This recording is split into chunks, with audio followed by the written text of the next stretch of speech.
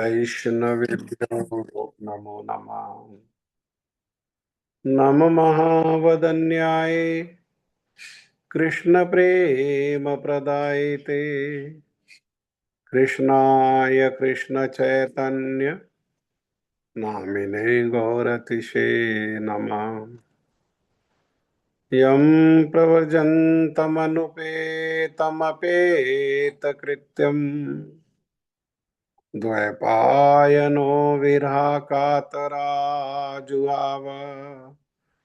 पुत्रेति तन्मयतया तर्वो अभिनेदुम् स्तं सर्वभूतहृदयं मुनिमानतोऽस्मि। तमादिदेवं करुणानिधानं तमालवर्णं सुहृत् अवतारम् अपार संसार समुद्रसेतुं भजामहे भागवत स्वरूपम्। नारायणं नमस्कृत्यं नरं चैव नरोत्तमं देवीं सरस्वतीं व्यासं ततो जयमुदीरये। नित्यानंद नमस्तुभ्यं प्रेमानंद प्रदायिने कलोकल्मषनाशाय जानुवापतये नमः। आजानुलंबित भुजो कनकावदातो संकीर्तने कपितरो कमलायताक्षो विश्वम्भरो द्विजवरो युगधर्मपालो वंदे जगत प्रिय करो करुणावतारो। हे कृष्ण करुणा सिंधु दीनबंधु जगतपते गोपेश गोपिका कांत श्री राधा कांत नमस्तुते। तप्त कांचन गौरांगी श्री राधे वृंदावनेश्वरी वृषभानुसुते देवी प्रणमामि हरिप्रिया। भक्त्या विहीन अपराधलक्षे क्षिप्तश्च कामादि तरङ्गमध्ये कृपामयि त्वां शरणं प्रपन्ना। वृन्दे नमस्ते चरणारविन्दम् वृन्दे नमस्ते चरणारविन्दम् वृन्दे नमस्ते चरणारविन्दम्। श्रीकृष्ण चैतन्य प्रभु नित्यानंद श्री अद्वैत गदाधर श्रीवासादि गौर भक्त वृंद। हरे कृष्ण कृष्ण कृष्ण हरे हरे हरे राम राम राम हरे हरे। मैं सबसे पहले मेरे गुरु पाद पद्म नित्य लीला प्रविष्ट ओम विष्णुपाद परमहंस परिव्राजकाचार्य अस्तोत्र शतयुगाचार्य श्री श्रीमद्भक्ति वेदांत शिल नारायण गोस्वामी महाराज जी के अभय चरणारविंद में अनंत कोटि दंडवत प्रणाम करते हुए उनकी कृपा याचना करता हूँ। तदुपरांत नित्य लीला प्रविष्ट ओम विष्णुपाद स्तोत्र श्री श्रीमद भक्ति वेदांत स्वामी महाराज शील प्रभुपाद जी के चरण सरोज में अनंत कोटि दंडवत प्रणाम। रूप अनुग गुरु परंपरा के चरणों में अनंत कोटि दंडवत प्रणाम। ग्रंथराज श्रीमद् भागवत महापुराण, श्रीमद् भागवत कथा, श्रीमद् भागवत कथा के श्रोता वृंद, वैष्णव वैष्णवी, माता भाई बहन प्रभु, आप सभी का हार्दिक अभिवादन। आप सभी को यथा योग्य प्रणाम। श्रीमद् भागवतम प्रथम स्कंद 8वां अध्याय, कुंती महारानी की भगवान श्री कृष्ण के चरणों में स्तुति। श्लोक संख्या 19। श्लोक संख्या 19 में श्री कुंती महारानी प्रार्थना करते हुए कह रही हैं, माया जवनिकाच्छनम अज्ञ आद्यो अज्ञ अधोक्षजम अव्ययम नालक्ष्यसे मूढ़दृशा नटो नाट्यधरो यथा। कुंती महारानी कह रही हैं कि इंद्रियों से जो कुछ जाना जाता है उसके आदि में आप विद्यमान रहते हैं। कौन सी इंद्रियों से जाना जाता है? जो ज्ञान इंद्रियां हैं। ज्ञानेंद्रियों के जो 5 ज्ञानेंद्रियां हैं उन्हीं से जाना जाता है। तो उन 5 ज्ञानेंद्रियों से, जिनमें शब्द, रूप, गंध, स्पर्श और रस, हाँ, ये इन सब के कारण कौन है, अर्थात इन सब के मूल कौन है? तो कह रहे हैं कि प्रभु आप हैं। और आप इन सब के मूल होते हुए भी क्या करते हो? स्वयं को अपनी माया से ढके रहते हो। जैसे सूर्य कारण है बादल का, सूर्य ही जल को वाष्प बना करके और उसको आसमान में ले जा करके बादल बनाता है। सूर्य के द्वारा ही बादल बनाया गया है।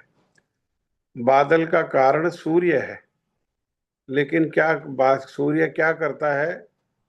वो समय समय पर स्वयं को बादल से ढक लेता है। सूर्य आच्छादित हो जाता है बादल के द्वारा। ऐसे ही माया के कारण भी भगवान है। माया भगवान से स्वतंत्र नहीं है। माया भगवान की ही शक्ति है। देवी ऐशा गुणमयी मम माया दुरत्यया। भगवान कह रहे हैं मेरी शक्ति है। भगवान की ही शक्ति होने पर और उस शक्ति का मूल स्वयं भगवान होने पर भी क्या करते हैं? भगवान अपने आप को माया से ढक लेते हैं।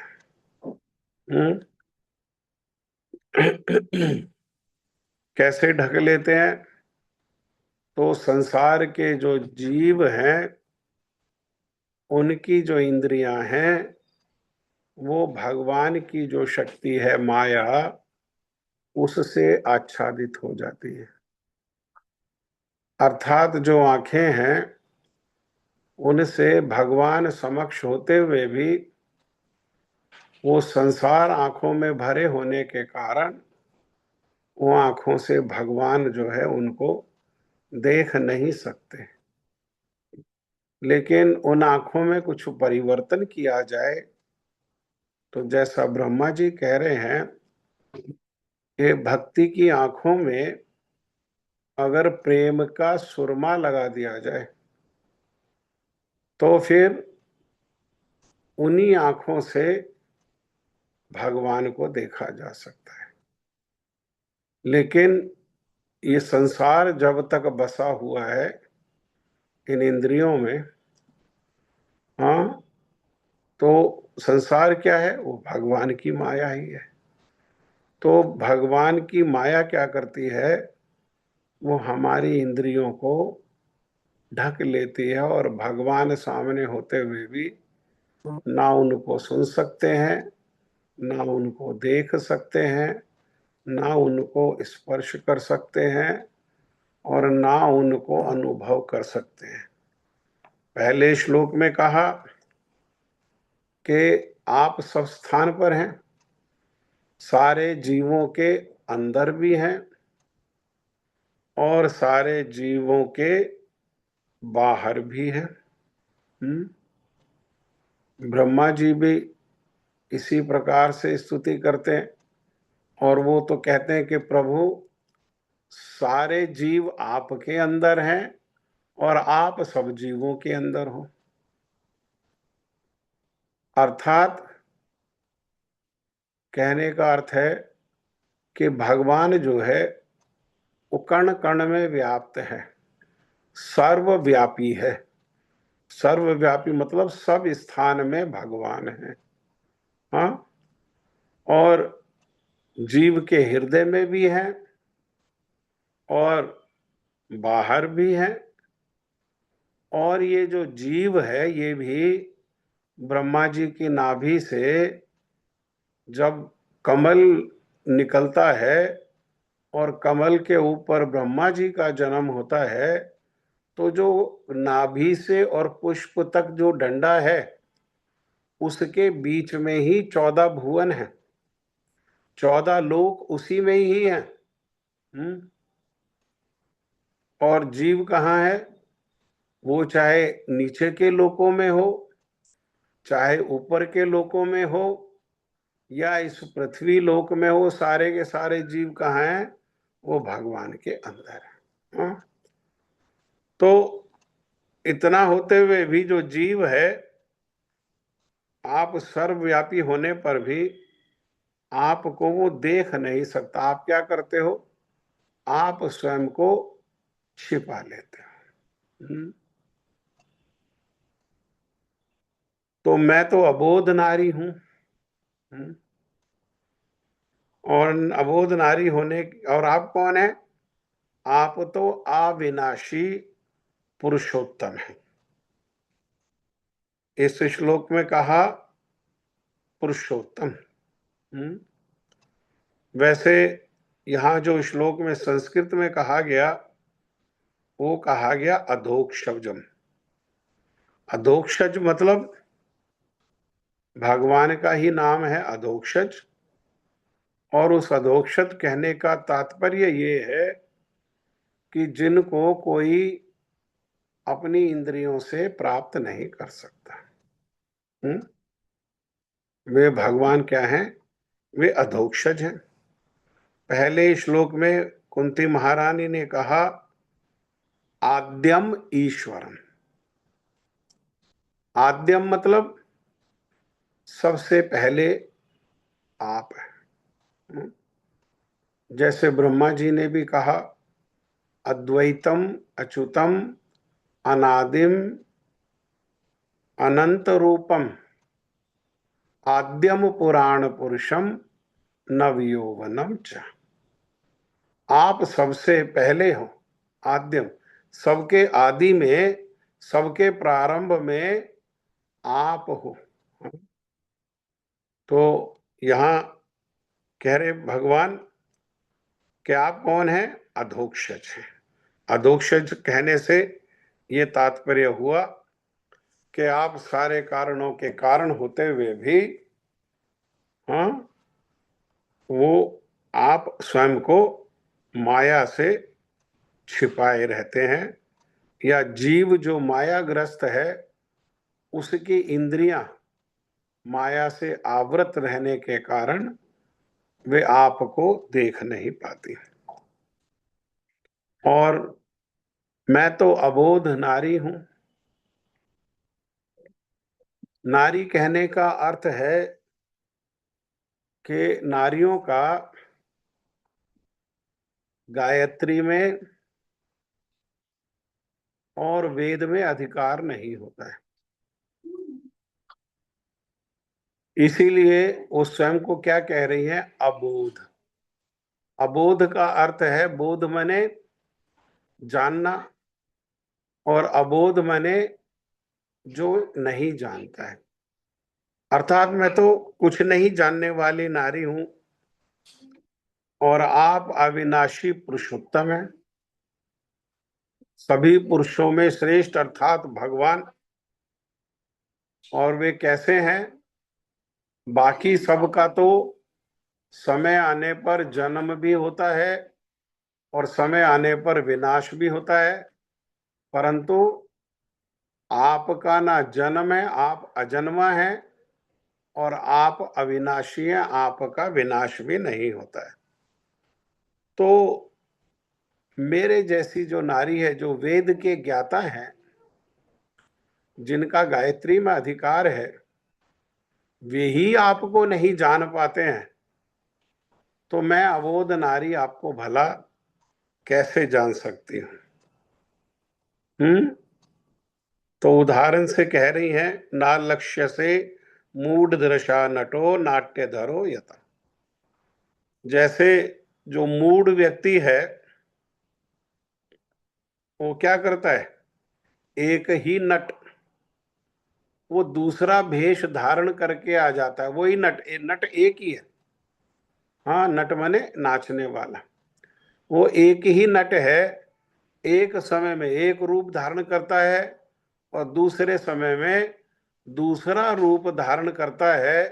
तो जो मूर्ख लोग हैं, उसको सामने देखते हुए भी उसको देख नहीं पाते हैं।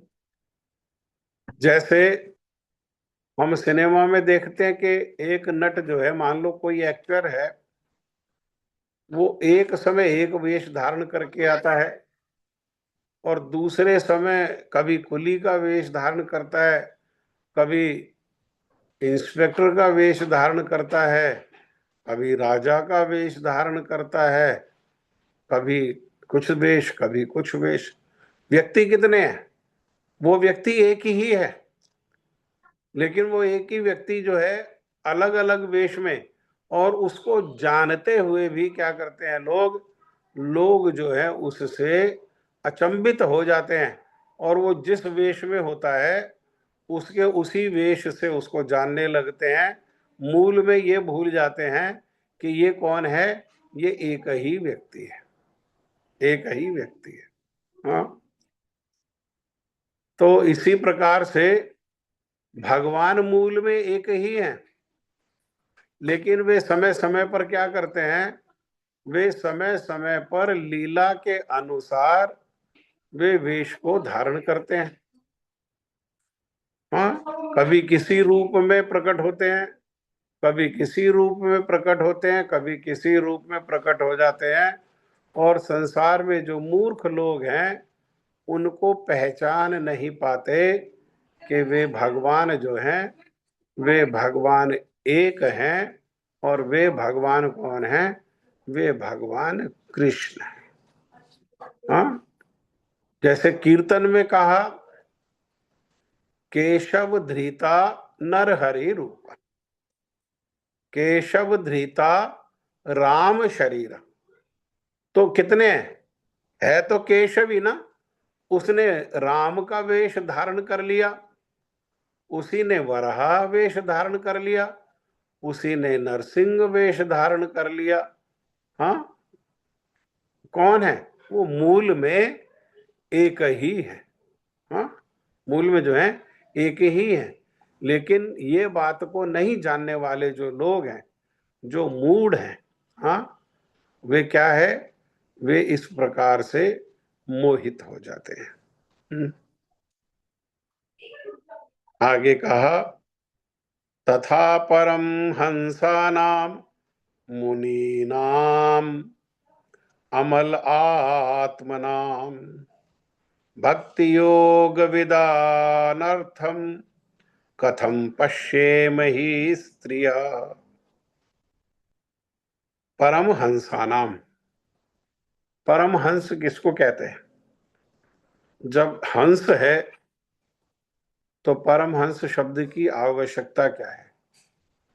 हंस का अर्थ है कि जिनको क्षीर और नीर, क्षीर माने दूध, नीर माने पानी, मिला के देते हैं, तो वो क्या करते हैं, वो अपने स्वभाव से उनमें गुण है कि वो दूध दूध को ग्रहण करते हैं और पानी को क्या करते हैं, पानी को वे छोड़ देते हैं। ऐसे ही इस संसार में जो संसारिक जो चीजें हैं, उनके जिन साधुओं का हंस जैसा स्वभाव है, वे क्या करते हैं, वे संसारिक वस्तुओं को पास भी नहीं फटकने देते हैं और संसार में से ही भगवत संबंधी जो विषय है वो केवल उसी को ग्रहण करते हैं। जैसे भगवान दत्तात्रेय हैं और उन्होंने 24 गुरु बनाए, तो जहां जहां संसार में उनको भगवत संबंधी विषय की शिक्षा मिली, उन्होंने उसको ग्रहण कर लिया, परंतु जिससे शिक्षा मिल रही है उसका जो संसारिक गुण स्वभाव है उसको ग्रहण नहीं किया। जैसे पिंगला नाम की वैश्या से भी उनको शिक्षा मिली, लेकिन वैश्या का जो अपना गुण है, जो स्वभाव है, उसको उन्होंने ग्रहण नहीं किया, वो ग्रहणीय नहीं है। ग्रहण क्या किया, ग्रहण किया पिंगला से शिक्षा को, कि आशा ही परम दुखम, संसार में जो दुख का कारण है वो आशा है।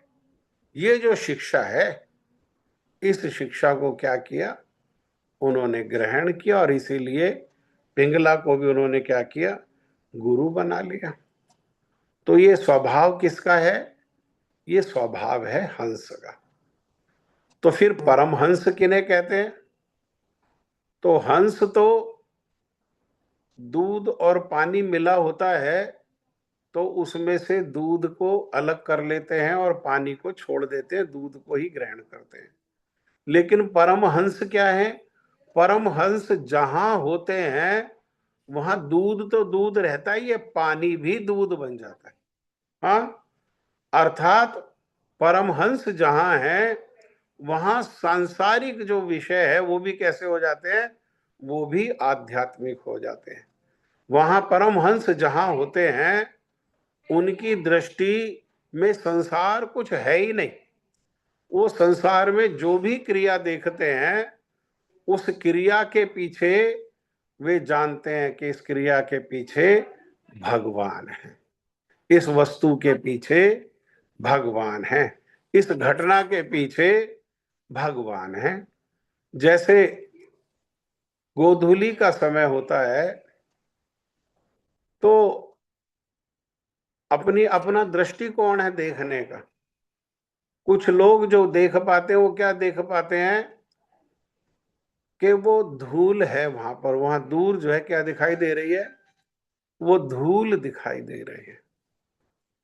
उनसे जो उन्नत विचार के लोग हैं वो ये देखते हैं कि धूल तो है, लेकिन वो धूल के कारण गाय है। धूल के पीछे कौन है, वो गाय है। गाय लौट रही है और गाय चल रही है, तो उनके चरणों से, उनके पैरों से जो मिट्टी है वो उखड़ रही है और उखड़ करके धूल के रूप में उड़ रही है।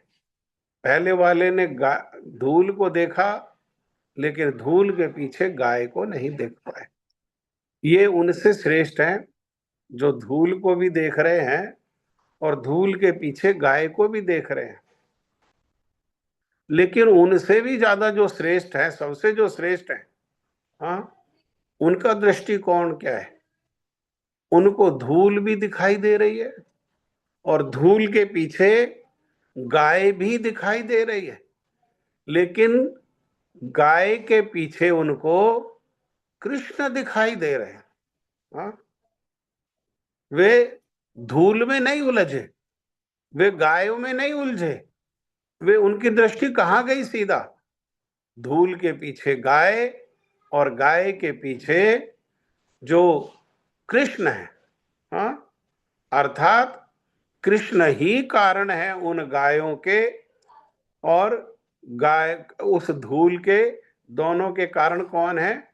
वो कृष्ण ही है। ऐसा जो दृष्टिकोण है, ये दृष्टिकोण किनका है? ये दृष्टिकोण है परमहंस लोगों का। हम्म। तो ऐसे परमहंस लोग कैसे होते हैं? ऐसे परमहंस लोग अमल हैं। यहां लिखा है परमहंसा नाम मुनि नाम, मुनि है, साधु है और अमल है। उनमें मल नहीं है। किसका मल नहीं है? उनमें माया के किसी भी गुण का मल नहीं है। वो माया के तीनों गुणों के ऊपर है। हाँ? जैसे जितने भी ग्रंथ हैं, पुराण हैं, उनमें मल है। किसी में सतोगुण का मल है, किसी में रजोगुण का मल है, किसी में तमोगुण। अर्थात कोई सतोगुणी पुराण है, कोई तमोगुणी पुराण है, कोई रजोगुणी पुराण है। लेकिन भागवतम कैसे है? भागवतम है अमर पुराण। इसीलिए भागवत किसका है? भागवत को कहा ये संगीता है। किसकी संगीता है? ये परम हंसों की संगीता है। परम हंस भी कैसे हैं? वे भी अमल हैं। उनमें भी किसी गुण का लेश भी नहीं है। हाँ? मुनि नाम अमल आत्मा नाम, वे अमल हैं, शुद्ध हृदय वाले हैं। हाँ? उनके हृदय में किसी प्रकार का भी कोई भी दोष नहीं है। वे सर्वदा निर्दोष है। हाँ? उनका हृदय कैसा है? अमल है और हमेशा विचारशील है। किन विचारों में? भगवान के नाम रूप गुण लीला में वे विचारशील हैं और जीवन मुक्त हैं। परमहंस कैसे हैं? तो जीव, प्रारंभ में ही भगवत गीता में भगवान ने जब जीव को बताया तो दो प्रकार के जीव बताए। एक प्रकार के जीव बताए नित्यबद्ध और एक प्रकार के जीव बताए नित्य मुक्त। तो जो ये परमहंस है, ये कैसे हैं? ये नित्य मुक्त हैं। हर अवस्था में ये मुक्त हैं। क्यों? क्योंकि माया से परे हैं। बद्ध कौन है? जो माया के अधीन है। लेकिन परमहंस तो माया के अधीन नहीं है। परमहंस तो साक्षात भगवान के अधीन है। बल्कि परमहंसों के प्रेम में भगवान उनके अधीन है, परमहंसों के अधीन है। तो इसलिए ये कैसे हैं? ये परमहंस जो हैं ये नित्य मुक्त हैं। तो आप जो है किस लिए आते हो, किस लिए आए हो?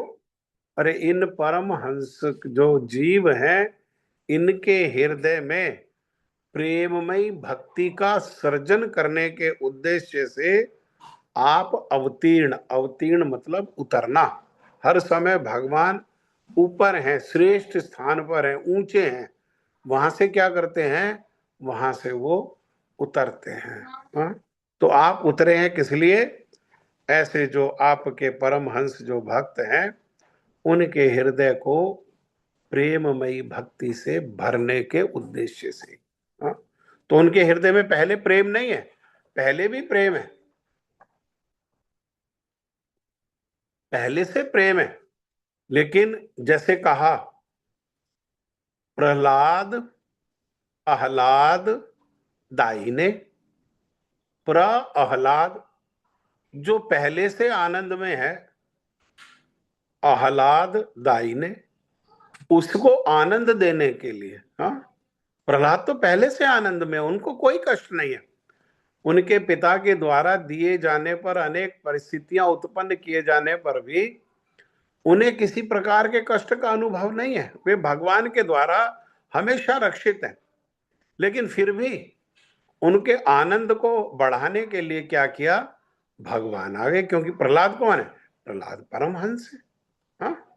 ऐसे ही परमहंसों के हृदय में प्रेम का वर्धन करने के उद्देश्य से, प्रेम पहले से है लेकिन उसी प्रेम में उफान आने आए उसके लिए क्या करते हैं आप जो है अवतीर्ण हो जाते हैं। आपका इतना रहस्य है तो फिर विचार करो कि हमारे जैसी जो अल्प बुद्धि स्त्रियां हैं वो आपको कैसे पहचान सकती हैं। अपने आप को क्या कह रही है, बार बार अपने आप को छोटा बता रही है। हाँ, पहले श्लोक में, दूसरे श्लोक में भी अपने आप को उन्होंने अबोध बताया। अब ये तीसरे श्लोक में भी क्या कह रही हैं, हम कौन हैं, हम अल्प बुद्धि कथम पश्येम ही स्त्रियां।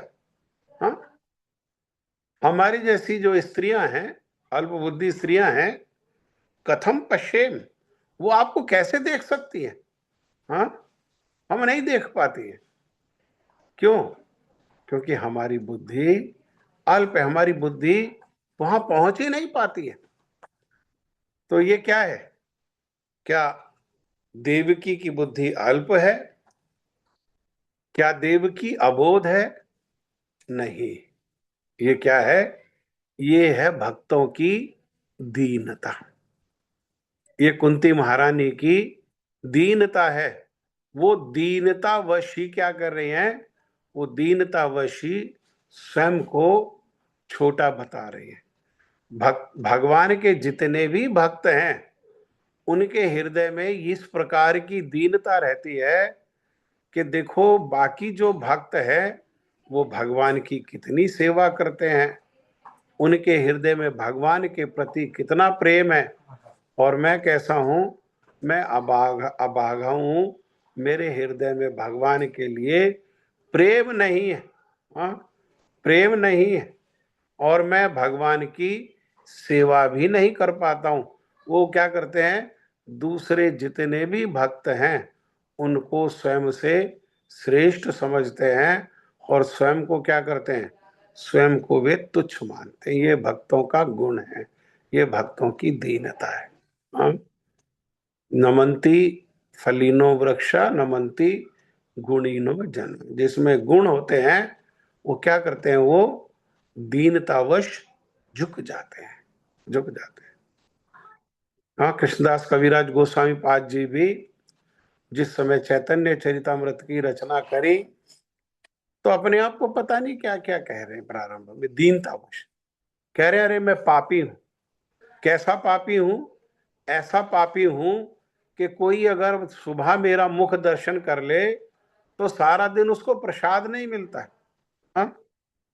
मेरा मुख को कोई मेरे मुख को दर्शन, ये क्या है, अरे उनको दर्शन पवित्र करी, यही तो मार्गुण।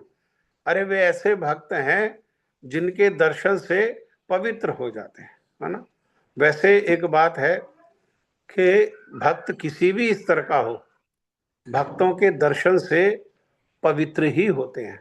कोई भक्त ना भी हो, भक्त जैसा वेश भी अगर धारण कर रखा हो तो उसके भक्त जैसे वेश को भी देख करके, जहां कपटता है, जहां केवल बाह्य वेश को धारण किया हुआ है, हृदय में अभी कपटता है, तो उनका जो बाह्य वेश है उससे भी पवित्र हो जाते हैं, है ना। उससे भी इसीलिए वेश को भगवान ने बहुत महिमा दी है, बहुत महिमा दी है। पूतना मां नहीं थी लेकिन मां का वेश धारण करके आई। भगवान ने क्या किया, भगवान ने उस वेश को ही ग्रहण किया। पूतना को भगवान ने ग्रहण ही नहीं किया।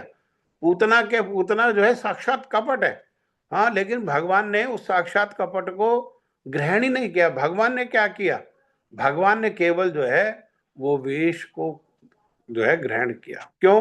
क्योंकि देखो, मान लो कोई वेश धारण करने के लिए ही माथा में तिलक लगाए, तो तिलक लगाएगा तो तिलक क्या है, वो माथा में तो भगवान के 2 चरण हैं और नाक में भगवान के चरणों पर तुलसी समर्पित है, तो वो उसको भगवान के चरणों का दर्शन हो रहा है। हाँ? इसके वेश धारण करने के कारण देखने वाले का, दर्शन करने वाले का मंगल हो रहा है। उसको क्या दर्शन हो रहा है, उसको तुलसी, भगवान के चरणों में समर्पित तुलसी का दर्शन हो रहा है। दर्शन तो उसके हृदय, जो इसको दर्शन हो रहा है उसके हृदय की जो मलिनता है, हाँ, उसकी दृष्टि की जो मलिनता है, वो धीरे धीरे क्या हो रही है, वो धीरे धीरे अपवित्र से पवित्र हो रही है। उसका हृदय अपवित्र से पवित्र हो रहा है। हाँ, भक्त किसी भी श्रेणी का हो, उसका जो वेश है वो दूसरे को पवित्र करने वाला है। हाथ में माला होगी, हाँ, तो माला भी क्या करेगी, माला का दर्शन भी दूसरे को पवित्र करने वाला है। मुख में अगर नाम है तो मुख में जो नाम है वो भी दर्शन करने वाले को, सुनने वाले को पवित्र करने वाला, पवित्र करने वाला है। तो इस प्रकार से ये जो कुंती महारानी, क्योंकि बिना दीनता के अगर अहंकार रहेगा तो भगवान को प्रार्थना हो ही नहीं सकती है। दीनहीन ही क्या करते हैं, दीनहीन अर्थात भगवान किनके हैं, आगे जाके कुंती महारानी कहेंगी। चार प्रकार के लोग हैं जिनको भगवान की प्राप्ति नहीं हो सकती। ऊंचे कुल में जन्म हो गया, या रूप मिल गया, या ऐश्वर्य मिल गया, या विद्या मिल गई, तो ये चार प्रकार के लोग हैं। इनको जो है भगवान कभी मिल ही नहीं सकते, क्योंकि इनमें इनका अहंकार रहता है। रूप का अहंकार रहता है, गुण का अहंकार रहता है, ऐश्वर्य का अहंकार रहता है, उच्च कुल में जन्म का अहंकार रहता है। जहां अहंकार है उनको भगवान प्राप्त नहीं हो सकते। भगवान किनकी संपत्ति है, भगवान तो अकिंचनों की संपत्ति है। अकिंचन मतलब जिनके एकमात्र भगवान है, जिनकी संपत्ति एकमात्र कौन है, जिनकी एकमात्र संपत्ति भगवान के चरण कमल हैं, उनमें किसी प्रकार का अहंकार ही नहीं है। जैसा हम यहाँ देख रहे हैं कुंती महारानी में, कि है तो महारानी, है ना, लेकिन कुंती में महारानी होते हुए भी कुंती में किसी प्रकार का भी अहंकार नहीं है। ठीक है, तो अभी जप का समय हो गया, आप लोग जप करो।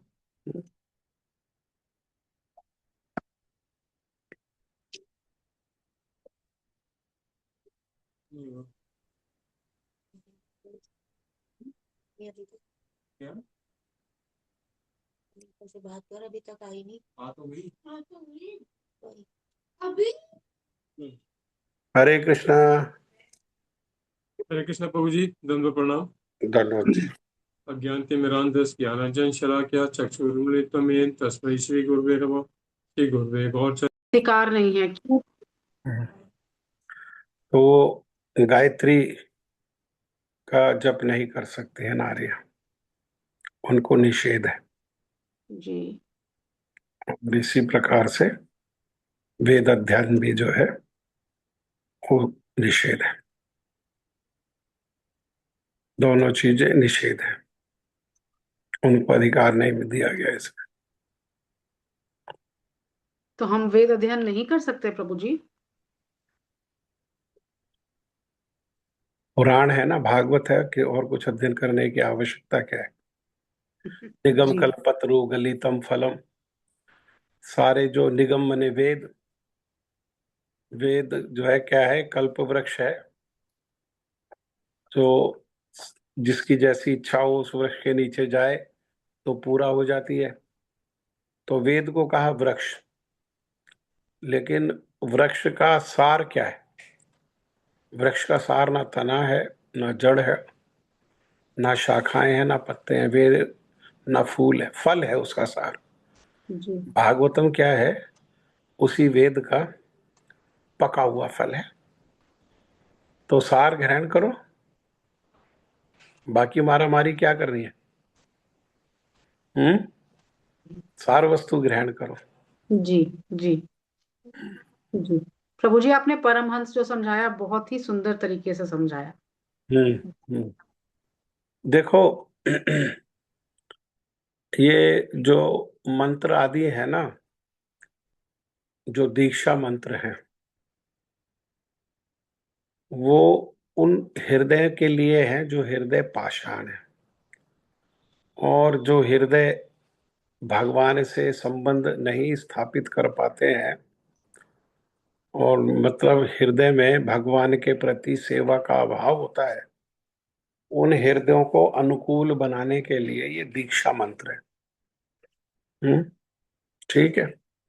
दीक्षा मंत्र से भगवान की प्राप्ति नहीं होती। दीक्षा मंत्र भगवान में सामर्थ्य नहीं कि वे भगवान के पास ले जा सके। दीक्षा मंत्र से संबंध स्थापित होता है। तो भगवान के पास कौन लेकर के जाएगा? भगवान के पास लेकर के जाएगा हरे कृष्ण कृष्ण कृष्ण हरे हरे, हरे राम राम राम हरे हरे। हाँ, ये मूल है, ये जो है मूल है। तो स्त्रियों का हृदय पहले से ही अनुकूल होता है। क्यों? क्योंकि स्त्रियों के हृदय में सेवा वृत्ति होती है। पुरुष में अहंकार वश वो सेवा वृत्ति का अभाव होता है?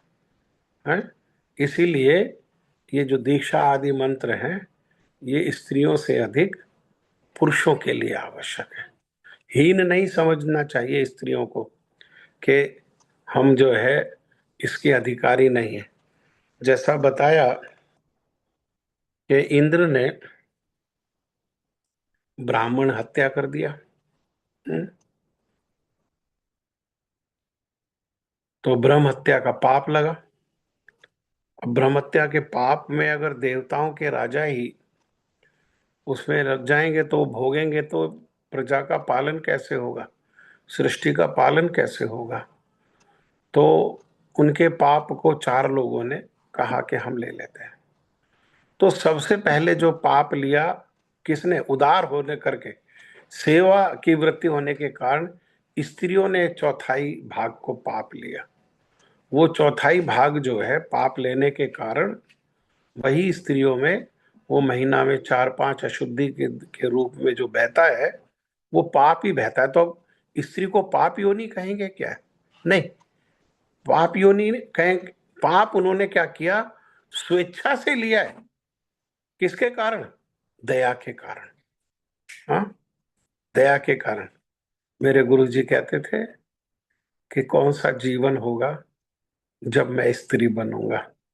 स्त्री बनूंगा तो ये पुरुष अहंकार है, ये इसका लेश भी नहीं होगा, और सेवा होगी। और मैं क्या करूंगा? मैं अपने प्रभु की सेवा करूंगा। हमको शिक्षा देने के लिए वो इस प्रकार से सुनाते थे।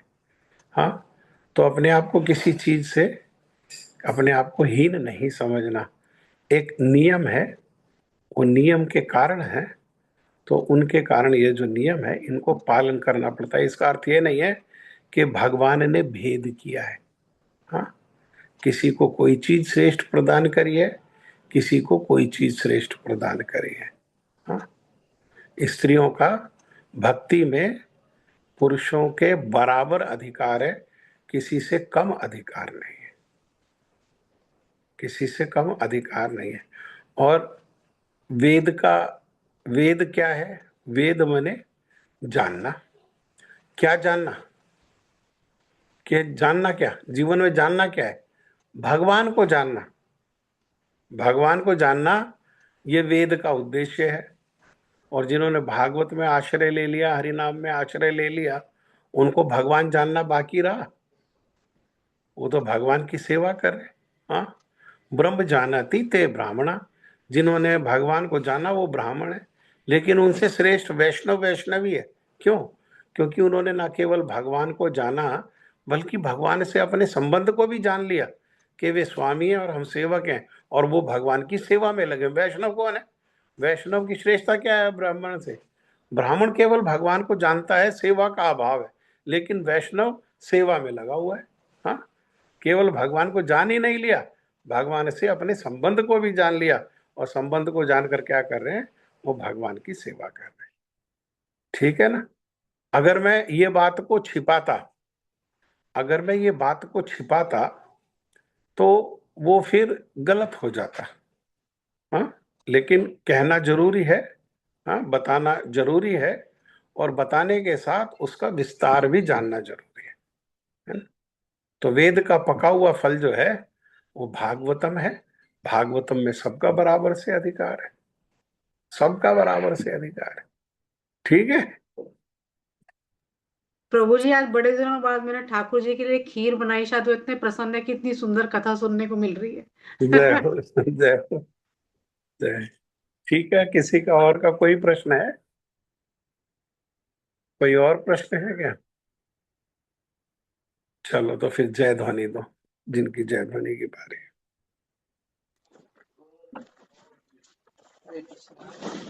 मंदिर का गिरधारी राधा विनोद बिहारी जी की जय। विष्णु पादश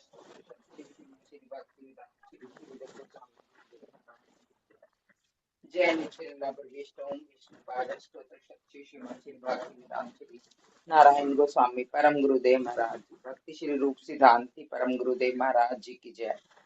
जय नित्य प्रविष्ट ओम विष्णु पादश शक्ति श्री भक्ति वेदांत श्री वामन गोस्वामी महाराज जी की जय। प्रविष्ट ओम विष्णु पादष्टोत्तर शक्ति श्री भक्ति विधान श्री त्रिक्रम गोस्वामी महाराज जी की जय। नित्य प्रविष्ट ओम विष्णु पाद अष्टोत्तर शक्ति श्री भक्ति विज्ञान श्री भक्ति विवेक भारती गोस्वामी महाराज जी की जय। जय नित्य प्रविष्ट ओम विष्णु पाद अष्टोत्तर शक्ति श्री भक्ति भक्ति विधान श्री केशव गोस्वामी महाराज जी की जय। जय नित्य ज्ञान केशव गोस्वामी महाराज श्री केशव गोस्वामी महाराज जी की जय। जय नित्य प्रविष्ट ओम विष्णु पाद अष्टोत्तर शक्ति श्री भक्ति विधान श्री स्वामी महाराज जी की जय। जय नित्य प्रविष्ट ओम विष्णु पाद अष्टोत्तर शक्ति श्री भक्ति सिद्धांत सरस्वती ठाकुर श्रीला प्रभुपाद की जय। जय नित्य प्रविष्ट ओम विष्णु पाद परमहंस बाबा जी श्री गौर किशोर दास गोस्वामी महाराज जी की जय। सच्चिदानंद श्री भक्ति विनोद ठाकुर जी की जय।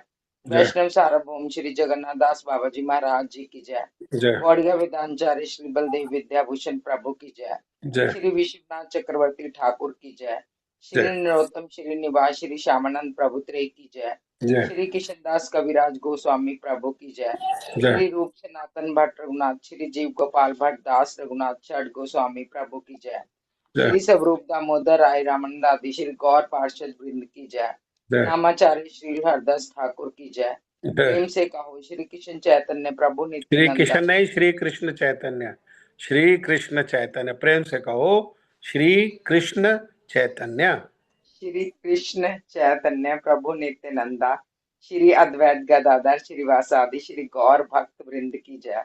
श्री अंतरदीप मायापुर सीमांतदीप गौद्रुम दीप मध्यदीप कौलदीप ऋतुदीप जनुदीप मौद्रुम दीप रुद्रदीपात्मक श्री नवदीप धाम की जय। श्री श्री राधा कृष्ण गोप गोपी गोवर्धन द्वादश श्री ब्रजमंडल की जय। द्वादश उपवन की जय। श्री राधा कुंड श्याम कुंड यमुना गंगा तुलसी भक्ति देवी की जय। श्री जगन्नाथ बलदेव सुभद्रा सुदर्शन जू की जय। श्री सुदर्शन जू की जय। श्री नरसिंह भगवान की जय। प्रहलाद महाराज की जय। चारों धाम की जय। चारों संप्रदायों की जय। चारों आचार्यों की जय। आकर मठराज चैतन्य मठ श्री गौड़िया विधान समिति श्री देवानंद गौड़िया मठ श्री केशव जी गौड़िया मठ श्री रूप सनातन गौड़िया मठ और अन्य शाखा मठ समूह की जय। श्री हरिनाम संकीर्तन की जय। अनंत कोटि वैष्णव वृंद की जय। समागम भक्त वृंद की जय। श्री राधानाथ प्रभु की जय। गौर प्रेमानंदे हरि हरि बोल। आप सब भक्तों की जय हो। हरे कृष्णा। प्रभु जी, ये मेरा कृष्ण पे क्या मतलब, कहाँ मैं गलत होती हूँ? हमेशा ही मैं गलत होती हूँ। आप जो है किशन कहती हो, श्री किशन चैतन्य। किशन नहीं, कृष्ण है। वो आपका दोष नहीं है, वो आपके प्रोनाउंसिएशन का अभ्यास का दोष है ना। राजेश को रजेश, राकेश को रकेश, ऐसे ही कृष्ण को किशन। कृष्ण कृष्ण कृष्ण है ना। जी जी प्रभु। ठीक है जी प्रभु जी। जी ठीक है। हरे कृष्ण। सभी को दंडवत करना। प्रणाम। धन्यवाद। हरे कृष्ण प्रभु जी, दंडवत हरे प्रणाम। कृष्ण, धन्यवाद।